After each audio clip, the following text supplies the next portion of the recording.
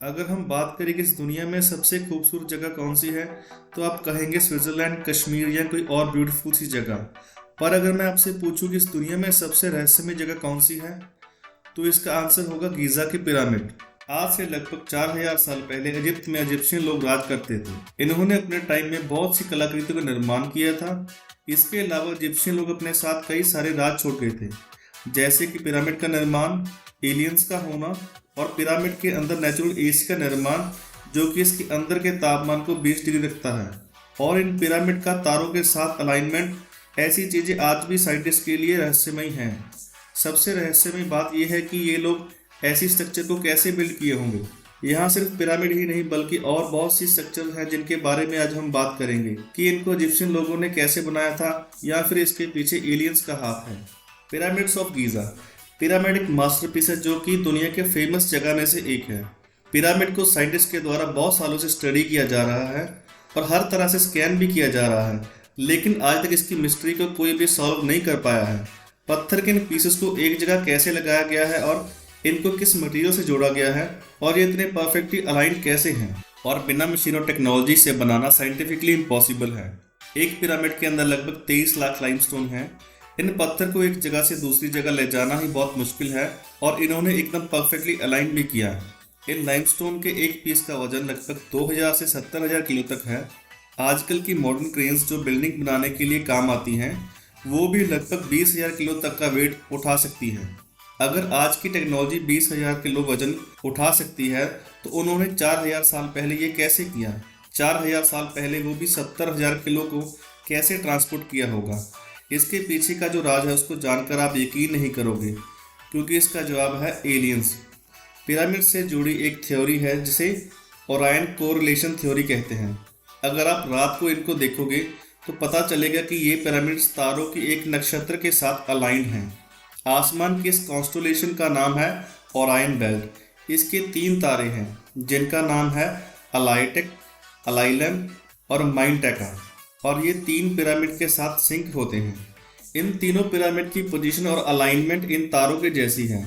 इन impossible सी चीज़ को देख के बहुत सारे साइंटिस्ट ये मानते हैं कि पहले के टाइम एलियंस धरती पर आए थे और अपने साथ एडवांस टेक्नोलॉजी भी लाए थे, और उस एडवांस टेक्नोलॉजी की मदद से ये इम्पॉसिबल दिखने वाली पिरामिड को बनाया होगा। इन पिरामिड को इंसान ने बनाया है या एलियंस ने, इसके बारे में किसी को नहीं पता, पर इन पिरामिड्स का इन तारों के साथ कुछ ना कुछ कनेक्शन तो जरूर है। कुछ साइंटिस्ट ये कहते हैं कि एलियंस उन्हीं 3 तारों से आए थे और ये पिरामिड उनके साथ कनेक्शन दिखाने के लिए बनाया था, तभी रात को ऐसी अलाइनमेंट होती है। टनल्स। पिरामिड हर तरफ से रहस्यमय है और इसके अंदर के टनल सबसे ज़्यादा रहस्यमय हैं। पिरामिड के अंदर बहुत सी टनल्स बनी हुई हैं, पर लोगों का ये कहना है कि ये टनल्स वेंटिलेशन के लिए बनाए गए होंगे ताकि अंदर हवा जा सके, पर इस बात को साइंटिस्ट ने डिसमिस कर दिया। बाद में इनके अंदर एक रोबोट भेजा गया और ये देखा गया कि इसके अंदर कुछ भी नहीं है, ये सब तो आगे से बंद है और इनके लास्ट में एक दरवाजे जैसा कुछ बना हुआ है, तो फिर ये वेंटिलेशन के लिए कैसे बने हो सकते हैं? पिरामिड के सारे चैम्बर की अगर बात करें तो इसके अंदर टोटल 3 डिस्कवर्ड चैम्बर हैं। एक है बेस चैम्बर, दूसरा है क्वींस चैम्बर और तीसरा है किंग्स चैम्बर। आप किसी भी टनल से एंटर करें तो आप सभी चैम्बर्स को एक्सेस कर सकते हैं, पर आज तक इन्हें कोई भी पूरी तरह से डिस्कवर नहीं कर पाया है। अभी तक सिर्फ 3 डिस्कवर चैम्बर हैं और कितने चैम्बर हैं उनके बारे में कोई नहीं जानता। और ये भी माना गया है कि अगर किंग की ऑडी को इस चैम्बर में रखा गया और ये शाफ्ट बनाया गया तो उनकी सोल सीधा इन तारों की तरफ जाएगी, और इस पिरामिड को स्टार शाफ्ट थ्योरी भी कहा जाता है। जब साइंटिस्ट ने इनके अंदर रोबोट भेजा तो ये देखा कि इन स्टोन्स के अंत में दरवाजे जैसा कुछ बना हुआ है जिसके ऊपर मेटल पेन बने हुए हैं। इससे ऐसा बनाया गया जैसे वो लोग नहीं चाहते थे कि इसके अंदर कोई एंटर करे। और इसकी डिस्कवरी के बाद बहुत सी थ्योरी सामने आई कि इसके अंदर एक और चैम्बर है। इसके बाद एक एडवांस ड्रिल से इसके अंदर होल किया और फिर इसके अंदर एक छोटा सा कैमरे को भेजा, तो उस कैमरे ने ये फोटो क्लिक की और आगे जाने से पहले भी वो कैमरा रहस्यमय तरीके से बंद हो गया। फिर आगे की एक्सप्लोरेशन अधूरी रह गई। उसके बाद वहाँ की गवर्नमेंट ने किसी को भी वहाँ एक्सप्लोरेशन करने की इजाज़त नहीं दी, पर पॉसिबिलिटीज अभी भी हैं कि इसके अंदर और भी टनल्स हैं जो अभी डिस्कवर करनी बाकी हैं। पिरामिड क्यों बनाए गए? कोई सटीक जानकारी ना होने के कारण ये माना जाता है कि ये पिरामिड्स उस समय के राजा रानियों की कब्र के पर्पस के लिए बनाए गए थे। मम्मीज के बारे में तो आपने कभी ना कभी सुना ही होगा। जो लोग राजा और रानियों की कब्र वाली बात पे यकीन करते हैं, उनका मानना है कि उस समय के राजा रानियों की बॉडी का मम्मीफिकेशन के प्रोसेस करके मम्मी बना के कब्र में रख दिया जाता था। मरी हुई बॉडी को लाइनन नाम के फैब्रिक्स से बांध दिया जाता था और फिर उसको कब्र में रख दिया जाता था। पर अजीब बात यह है कि आज तक एक भी मम्मी पिरामिड से नहीं मिली है। पिरामिड को अभी तक पूरी तरह से एक्सप्लोर नहीं किया गया है, पर जितना एक्सप्लोर किया गया है, अगर उसकी बात करें तो सारे ही टॉम खाली थे और ना ही उन पे कुछ टेक्स्ट लिखा हुआ था, जबकि उस समय के टॉम पर कुछ न कुछ लिखा जाता था।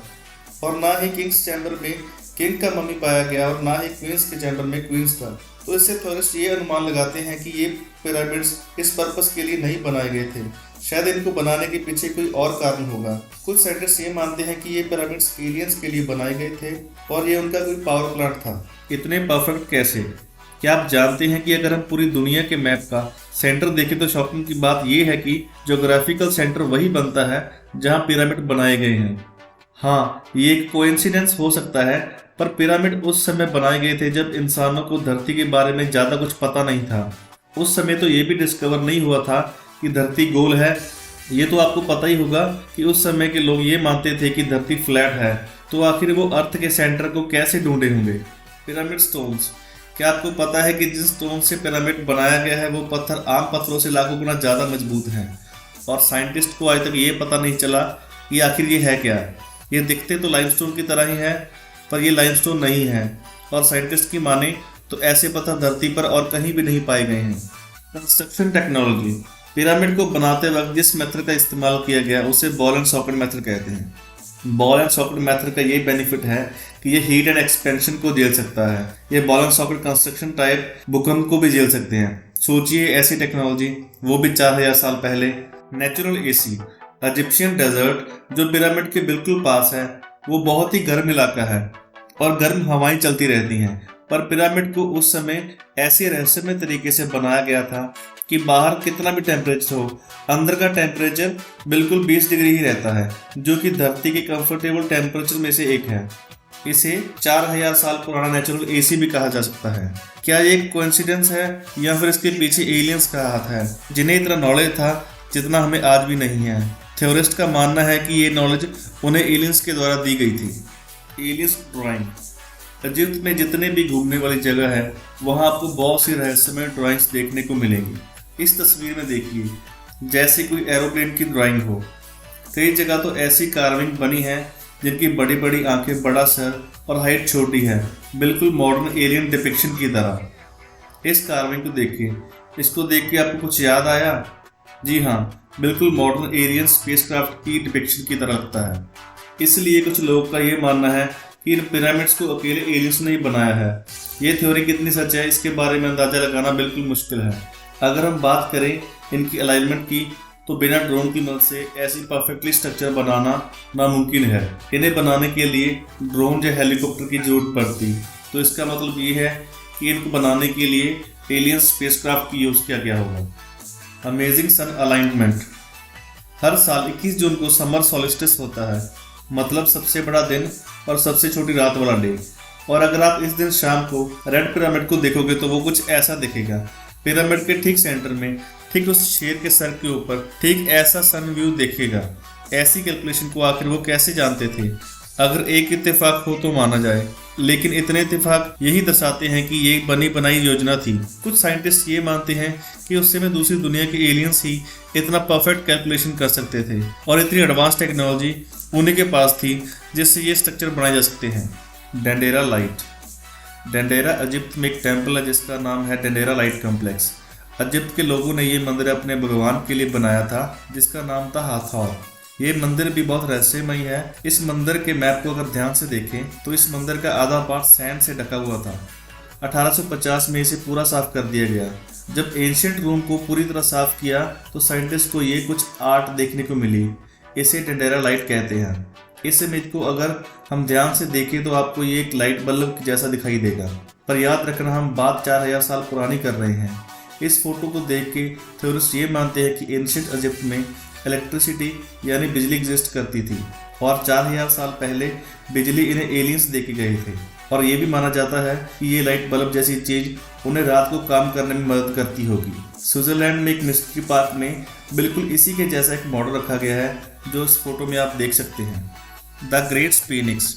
अगर आप ध्यान से देखें तो पता चलेगा कि स्ट्रक्चर का चेहरा इंसान का है पर शरीर इंसान का नहीं है। लगता है जैसे कोई एलियन म्यूटेंट हो। ये पूरे इजिप्ट रीजन का रहस्यमय स्ट्रक्चर है। आजकल के मॉडर्न टेक्नोलॉजी के बावजूद ये पता नहीं लगाया जा सका कि इससे बनाने का क्या पर्पस था। ये इतिहास के सबसे बड़े स्टैचूज में से एक है। इसकी लंबाई 73.5 मीटर है और इसकी ऊंचाई 20 मीटर है। और हैरान कर देने वाली बात यह है कि इसे पास में नहीं बनाया गया बल्कि इसे एक लाइमस्टोन से ही तराश कर बनाया गया है। इसीलिए इसे दुनिया के लार्जेस्ट सिंगल स्टोन स्टैचूज में रखा गया है। सालों से ये स्ट्रक्चर सैंड के नीचे ही था पर साल 1900 में इसके ऊपर की सैंड को हटा दिया गया, तब इसकी पूरी स्ट्रक्चर सामने आई। थ्योरिस्ट का मानना है कि ये स्ट्रक्चर पहले बहुत खूबसूरत हुआ करती होगी पर बहुत सालों के अंदर इसमें बहुत सारे चेंजेस आ गए हैं। तो दोस्तों यही था इस वीडियो में। अगर कुछ नया एक्सप्लोरेशन होता है तो अगली वीडियो में जरूर बताएंगे। वीडियो को लाइक करें, शेयर करें और अगर इस चैनल को सब्सक्राइब नहीं किया तो सब्सक्राइब जरूर कर लें।